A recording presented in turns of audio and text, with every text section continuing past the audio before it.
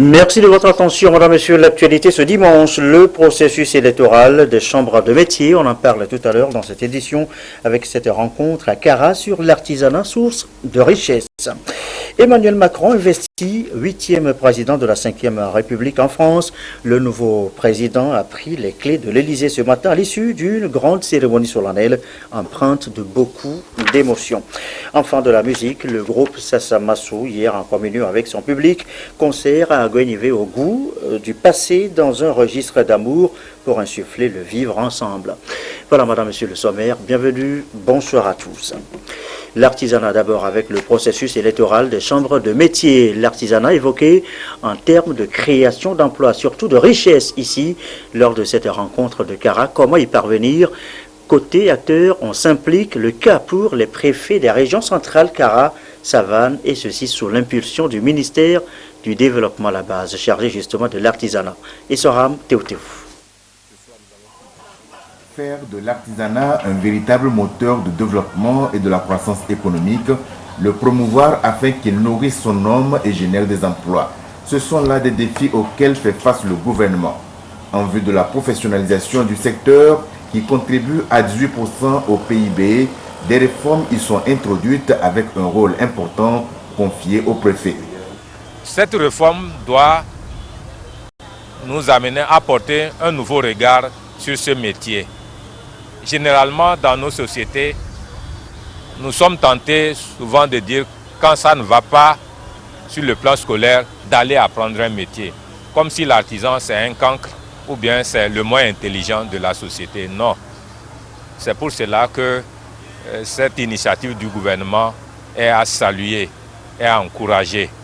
Et nous convions toute la population à la base à se l'approprier, à donner un nouveau regard à l'artisanat.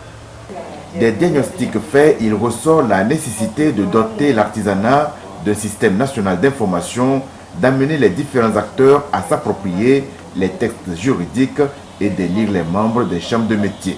Mais comment conduire le processus est la préoccupation du ministre en charge de l'artisanat. L'artisanat joue un rôle d'avant-garde et propulseur du développement de plusieurs autres secteurs, en l'occurrence l'agriculture, l'industrie, le commerce, le tourisme, et contribue pour une part non négligeable, 18%, à la formation du produit intérieur brut et à la réduction du déficit de la balance des paiements. Ainsi, l'artisanat se présente aujourd'hui comme un excellent créneau porteur, offrant des opportunités d'emploi pour nos jeunes et constituant une composante majeure du développement économique, social, culturel de notre pays. Prenons la juste mesure des enjeux que constitue l'artisanat et des opportunités qu'il offre. Le gouvernement togolais, sous l'impulsion du chef de l'État, son Excellence, M. Faure Sozimna Gnassingbé, a entrepris un vaste programme de restructuration et de professionnalisation de ce secteur. Le président Faure Gnassingbé a donné ainsi à ce secteur ses lettres de noblesse, afin qu'il puisse jouer pleinement ce rôle de créateur de richesse et de pourvoyeur d'emploi. L'atelier de ce jour lance les bases du processus de renouvellement des membres des organes des différentes structures de chambres de métier. Aussi, conformément au nouveau texte, les préfets ont un rôle capital à jouer dans le processus dont la réussite dépendra de leur leadership et de leur forte implication. Donc, participation, inclusion, crédibilité, transparence, équité, rigueur et discipline, telles sont les valeurs que je vous invite à cultiver, à faire cultiver. Ce sont ces valeurs qui doivent guider tout le travail que vous aurez à mener pour mettre en place des chambres régionales de métiers dynamiques, crédibles. Le directeur de cabinet du ministère de l'administration territoriale, de la décentralisation et des collectivités locales, Atcholé, était de la partie. Il a relevé l'importance de l'artisanat avant d'exhorter les préfets des régions centrales de la Kara et des Savanes, réunis à cette rencontre, à s'approprier les textes juridiques afin de bien jouer leur partition. Nous vous en parlions déjà mercredi dans nos éditions, le lancement de e-agribusiness, cette innovation technologique perçue comme une opportunité pour les producteurs agricoles de mettre plus facilement sur le marché leur production, marchés locaux, régionaux, internationaux, une révolution, dit-on. Comment cela va se faire réellement? Les avantages de ce e-agribusiness dans le dossier assure de Céciné Pierre Tsoussouko.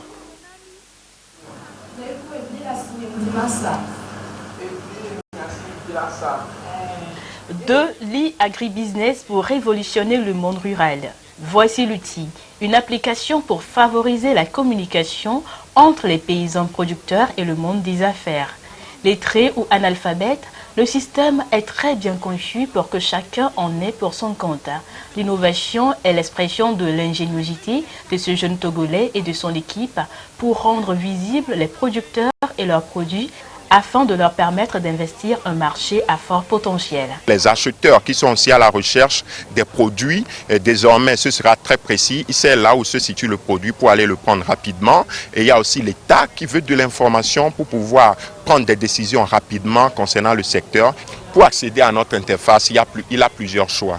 S'il est agriculteur illettré, il va utiliser le 8686 pour pouvoir accéder aux services. Donc, il y a aussi le SMS, le canal SMS, il y a aussi une application mobile qui est disponible dès aujourd'hui et le site web aussi qui est disponible dès aujourd'hui que ces acteurs peuvent utiliser pour accéder à ces fonctionnalités. Le dispositif se présente comme le tout en un, une solution adaptée aux réalités locales. Les paysans peuvent par exemple fournir des informations dont ils disposent sur leurs produits en langue locale. Et quand on sait que la majorité des producteurs est du monde rural, cela s'apprécie. À travers cette initiative, les problèmes que nous rencontrons chaque année, déjà à partir de 2008, c'est-à-dire au sortir de la crise alimentaire, et lorsque le gouvernement togolais a mis les moyens conséquents pour rénover l'agriculture, pour faire de l'agriculture le secteur de l'économie, il est clair que effectivement nous avons pu dégager d'année en année des excédents céréaliers, des excédents de production agricole que nous n'arrivons pas à écouler. Justement, c'est parce que nous ne sommes pas à la fine pointe de l'information, pouvant nous permettre de savoir à quel niveau se trouve le marché, comment maîtriser le circuit de ce marché-là. L'agriculture occupe 70% de la population togolaise et contribue à 40% au PIB. La connexion du secteur au réseau Internet, n'est-ce pas l'ouvrir davantage au reste du monde pour plus de profit aux paysans? Le e-agribusiness pour la recherche donc de la clientèle, concept utile également pour les entreprises. Elles aussi, vous le savez, produisent, vendent des services. Alors comment conquérir sa clientèle? Pas toujours évident, il faut savoir le faire et c'est ce que l'ANPGF, avec son concept Jeudi Jose, a appris cette semaine aux entrepreneurs. Yataratem, Christine Péché-Kialoulé. La force d'une entreprise réside dans sa capacité à vendre, ce qui va lui permettre de prospérer puis de tenir dans le temps. Bon nombre d'entrepreneurs sont en panne de stratégie pour attirer la clientèle.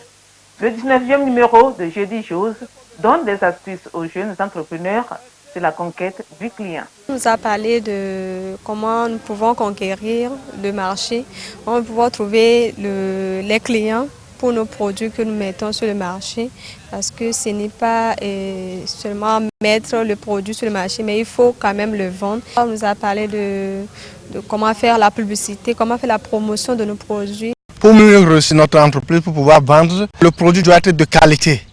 Ce qu'on doit offrir à la population, ça doit être de qualité. On doit aller plus vers le client, faire la promotion de nos produits. En dehors des stratégies pour attirer les clients, l'entrepreneur doit réserver une grande place au plan marketing.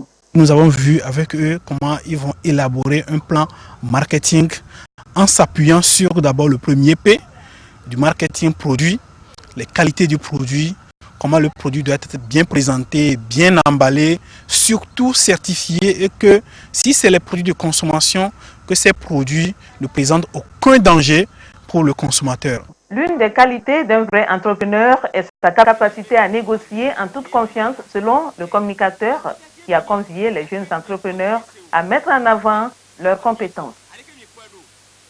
Il est 20h10 à l'étranger en France. Emmanuel Macron s'installe à l'Elysée. Le nouveau président français a été investi ce dimanche. L'émotion a dominé la cérémonie, a commencé, vous allez le voir, par le président sortant. Un départ sous les applaudissements du nouveau président et du personnel de l'Elysée. François Hollande se retourne une dernière fois. Bon courage, lance-t-il à son successeur avant de s'engouffrer dans sa voiture. Nouvelle salve d'applaudissements à sa sortie de l'Elysée. Je suis triste qu'il s'en aille, donc j'ai voulu lui rendre un petit hommage et venir lui dire au revoir. Et lui dire qu'il allait nous manquer. En route pour le siège du Parti Socialiste, de l'autre côté de la Seine. Un retour aux sources. Rue de Solferino, quelques dizaines de militants seulement, mais l'accueil est plein de gratitude. Merci. Pour celui qui reste pourtant le président le plus impopulaire aux yeux des Français. Je pense que c'est le président de la République le plus intègre, le moins populiste que nous ayons eu, et je pense que dans quelques temps, les gens s'en rendront compte. Dans la cour, quelques mots d'accueil du premier secrétaire.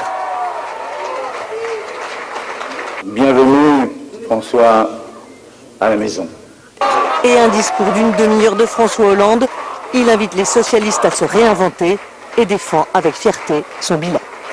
Oui, nous avons cette satisfaction que je ne veux pas rendre présomptueuse quand je sais qu'il y a encore tant de malheurs, tant de chômage, tant de difficultés. Mais permettez-moi de vous le dire, je laisse un pays, la France, dans un état bien meilleur que celui que j'ai trouvé. Dans la foule, parmi les militants, quelques désormais anciens ministres, fidèles hollandais, et 2 anciens premiers ministres. Manuel Valls a, lui, décliné l'invitation. L'important, c'est d'être là. Moi, je voulais être là et je l'ai fait avec simplicité et amitié, et puis surtout fidélité. François Hollande a quitté le PS en fin de matinée, en compagnie de Bernard Cazeneuve, redevenant un citoyen presque normal. Vous avez plutôt suivi François Hollande, 5 ans, à la tête de l'État français, quand il a quitté ce matin la cour de l'Élysée en fin de matinée sous les applaudissements, vous l'avez su, de son successeur. Retour, le film donc sur cette journée donc du président sortant. C'est ce document-là que vous verrez donc là-dessus. Je l'annonçais, Emmanuel Macron s'est installé lui aussi à l'Élysée. Le nouveau président français a été investi ce dimanche. L'émotion a dominé la cérémonie. Vous disais-je, a commencé par le président sortant. Regarde. À 10h précises, le véhicule du président entre dans la cour de l'Élysée. Instant solennel pour entrer dans la fonction. Puis Emmanuel Macron emprunte le tapis rouge. Le pas lent, le regard soutenu en direction des militaires de la garde républicaine, comme pour leur rendre hommage.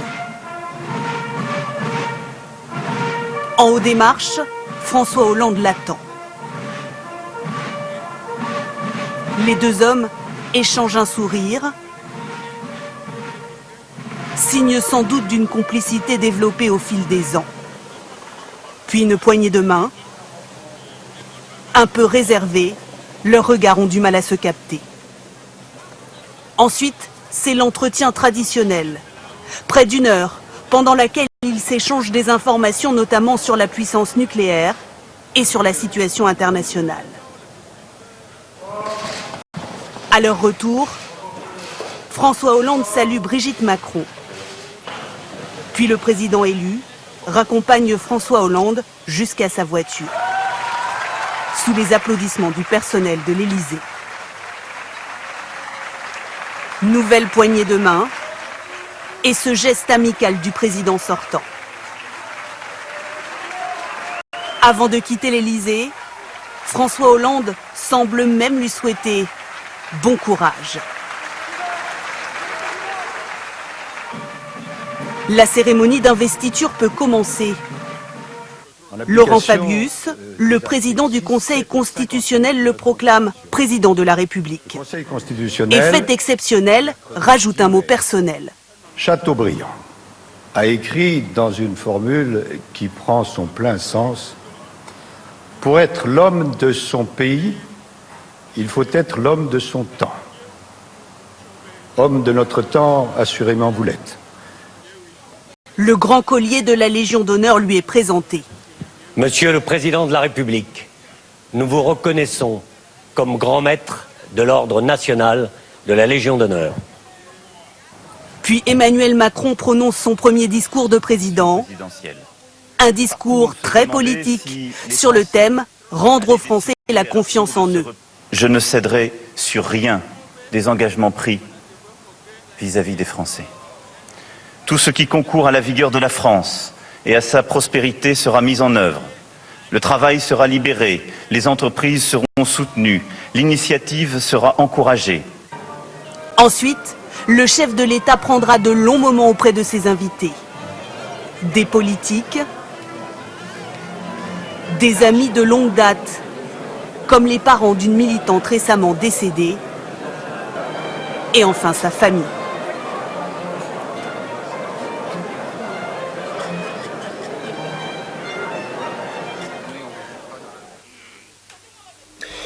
Retour sur Nouveau-Togo, déjà fini le dîner pour ce dimanche. Pas grave, ce n'est qu'une partie remise.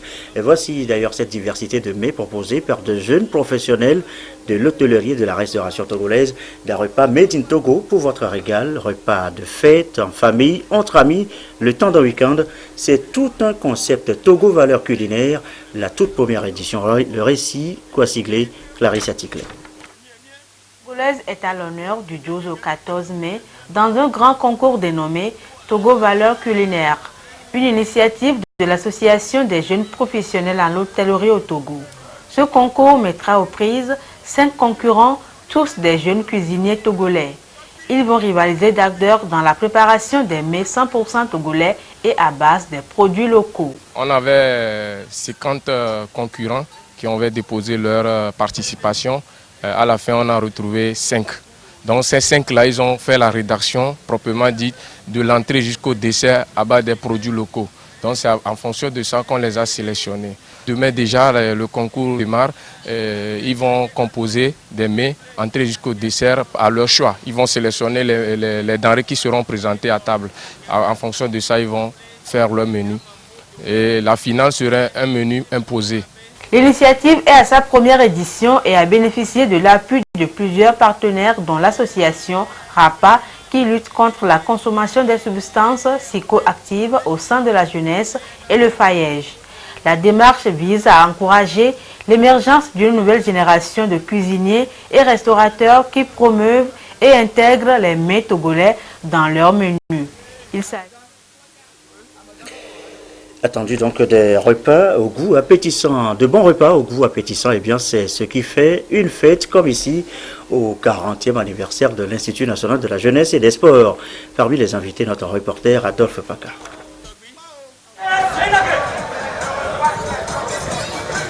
Un peu d'activité physique, socio-éducative et de divertissement, tout était exhibé pour montrer au grand public ce que l'Institut national de la jeunesse et des sports fait depuis sa création en 1976.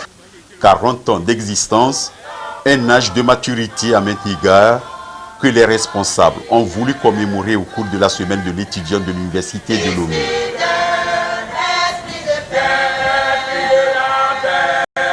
Nous avons trouvé nécessaire d'associer les deux événements parce que l'Institut est créé il y a longtemps, on ne le connaît pas.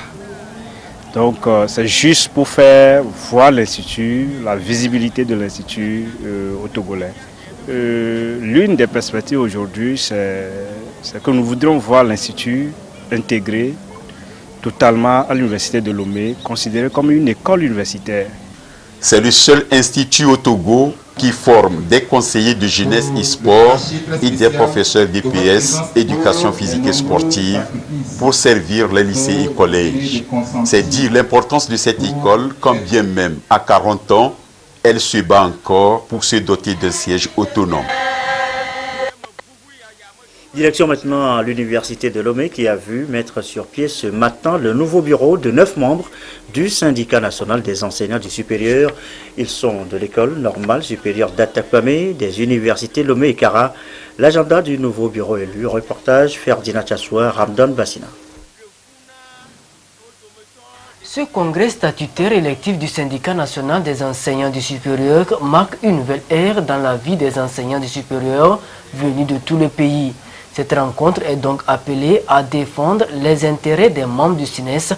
Le bureau sortant a à son actif des acquis enregistrés durant les 3 ans passés. Au bout de 3 ans d'exercice, nous pouvons être fiers parce que nous avons négocié avec le gouvernement l'intégration de tous les camarades enseignants-chercheurs recrutés comme contractuels jusqu'au 1er janvier 2015. Le plus important, c'est l'amélioration, la poursuite de l'amélioration du traitement salarial de nos camarades. Ce que je voudrais dire aussi, au-delà de ces acquis, c'est l'esprit de solidarité que nous avons réussi à cultiver au sein de notre syndicat. Voilà concrètement ce que nous avons en termes d'amélioration de nos conditions de vie et de travail. Un bureau de 9 membres a été mis en place avec à sa tête Sohanam Bachana qui déjà mesure aussi bien les attentes que les défis à relever. Dans un premier temps, il faut améliorer la visibilité du syndicat. Il faut renforcer les capacités des syndiqués. Il faut insister sur le partenariat que le SNES doit pouvoir entretenir avec les autres organisations syndicales. Pour le syndicat national des enseignants du supérieur, la priorité aujourd'hui est la négociation et la discussion avec son ministère de tutelle, car les droits appellent également à des obligations. Le reste de l'actualité, ces étudiants devant aux 5 équipes génie informatique et candidats hier au concours national de programmation, 3e édition, une initiative de Mapcom Technologies. Le succès ici peut ouvrir la voie pour le grand concours régional sur le continent. Isha Zebro, Clarisse Aticlé. 3e édition du concours national de programmation informatique au Togo. 25 équipes de 3 personnes chacune ont usé de leurs connaissances et aptitudes en informatique pour relever les défis liés à la programmation. Le concours a lieu simultanément dans 6 pays dans la sous-région et le Togo est sacré 2e avec l'équipe Bren du CIC de l'Université de Lomé. On est très content d'être retenu. On est surtout très content d'être le 2e sur le plan régional. Même si on est un tout petit peu déçu de ne pas être premier. Pour réussir, nous avons dû beaucoup nous entraîner. Et voilà, en ligne, il y a plein de juges en ligne où on peut beaucoup s'entraîner. Et c'est ça qui a payé. Quand nous rencontrons des difficultés, nous avons à partager souvent les difficultés que nous avons. Je peux le montrer par exemple à mon ami. S'il a la solution, il peut m'expliquer.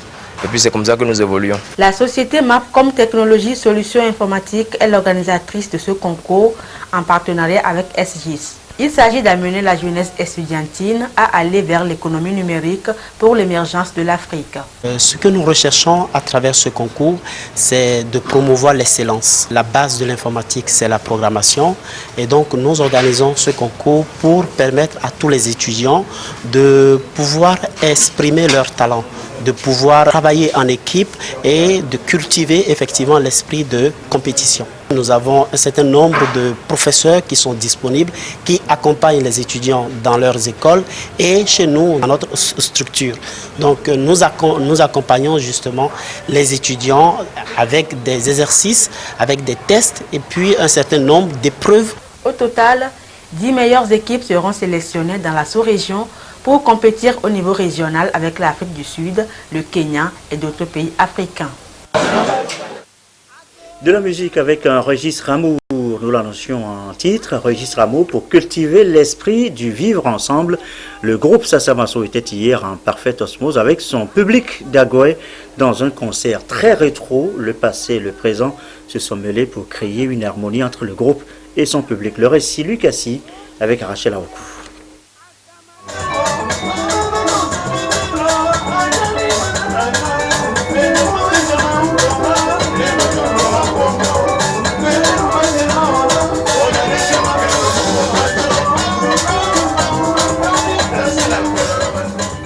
De la musique en live offerte par l'orchestre Le Tout-Puissant Sesamaso au public d'Agoé. Le groupe a revisité les morceaux phares de son répertoire ainsi que quelques titres qui ont marqué les générations des années de gloire de Sasamaso.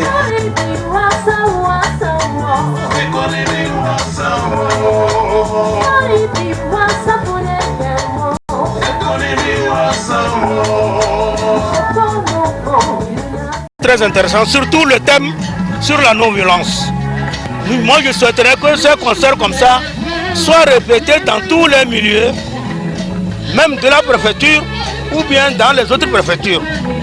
C'est très intéressant, surtout le thème est d'actualité. C'est un concert qui parle de la non-violence et de nos jours là où nous sommes aujourd'hui, franchement, nous les jeunesses, nous avons besoin de cette sensibilisation. La chanson que j'ai bien aimée, c'est la chanson de King Mesa qui vient d'être jouée. Donc c'est une belle chanson.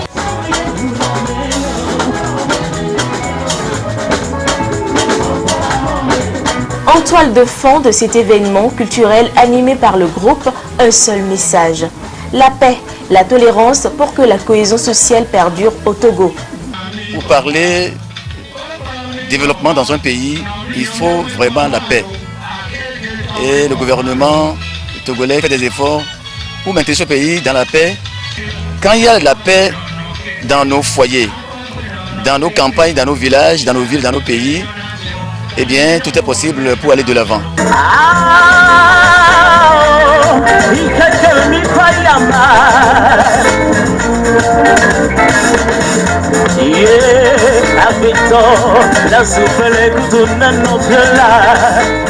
Pour l'orchestre Le Tout-Puissant Sesamaso, la volonté clairement exprimée par l'État togolais de soutenir et d'accompagner la culture à travers un certain nombre de mécanismes dont le Fonds d'aide à la culture suscite plus de motivation à faire de ce secteur un outil au service du développement du Togo.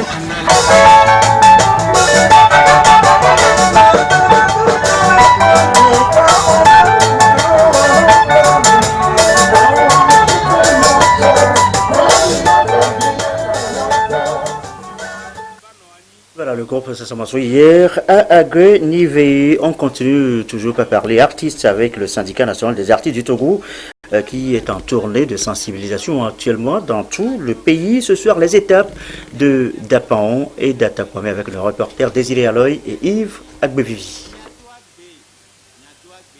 Ils sont des créateurs d'esprit, les artistes et promoteurs culturels, une corporation qui doit être aujourd'hui rassemblée pour mieux défendre les intérêts. Depuis le 19 février dernier, il est porté sur le fonds baptismal le syndicat national des artistes du Togo, SINATO, avec comme motivation la recherche du bien-être des artistes et la promotion culturelle.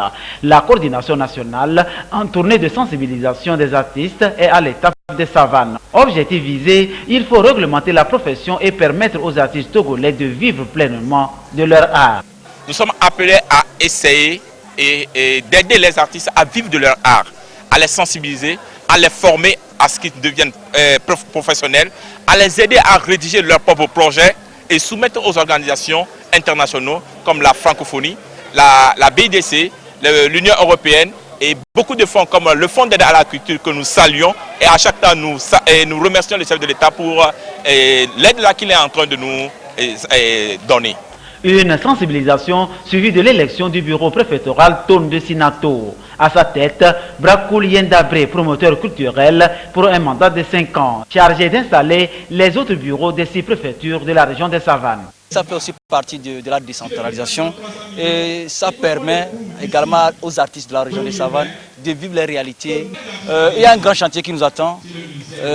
Tout cela doit commencer par la redynamisation du secteur culturel, artistique de la région des Savanes, essayer de rehausser l'éclat, de donner un nouveau souffle, un vent nouveau à la culture de la région des Savanes, afin qu'on puisse aussi être cité parmi les grands promoteurs, du moins parmi les grands artistes de la nation togolaise et sur le plan international. Le conseil que j'ai, c'est la première chose, c'est ce que ce bureau-là travaille avec l'autorité compétente.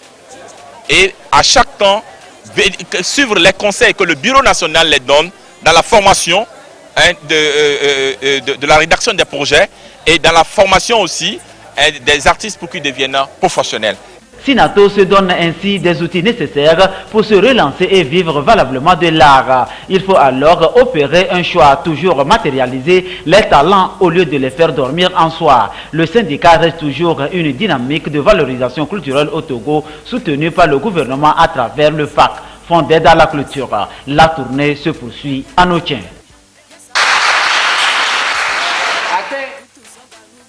Voici le bureau préfectoral du syndicat national des artistes du Togo, section Haro, un bureau de 10 membres élu avec à sa tête comme secrétaire général Kokou Agbemebia. Un syndicat créé pour défendre les intérêts des artistes et promouvoir l'art de façon à ce que les acteurs du secteur de l'art puissent jouir pleinement des fruits de leurs efforts. À ce jour, plus de 10 000 artistes ont adhéré au Sinato. Moi, je vais exhorter le syndicat à travailler, à être dynamique, pour qu'au moins cette fois-ci on les entend, pour qu'on sache que vraiment dans la préfecture du Haro, il y a des artistes qui sont compétents, il y a beaucoup d'artistes qui ont des talents dans la préfecture du Haro. Ce que les artistes peuvent attendre de notre syndicat, c'est pour les rendre professionnels, les aider à vivre de leur art, les former en création de projets et pour qu'ils deviennent plus professionnels, pour qu'ils aient l'opportunité de pouvoir soumettre des projets. L'installation du bureau préfectoral de Haro a été une occasion pour Orabank, par la voix de son chef d'agence de Notien, M. Marc Nayet, d'appeler les artistes à beaucoup plus d'engagement tout en leur exposant les raisons qui ont sous-tendu le soutien de l'institution financière aux artistes à travers le syndicat. Sinato poursuit l'installation de ses représentants à l'intérieur du pays. On va terminer sur ce festival de danse folklorique, une autre forme donc d'expression artistique d'Unono Agou 2017. 2 semaines de concours avec la prestation de différents groupes racontés ici par Gérald Agoudou.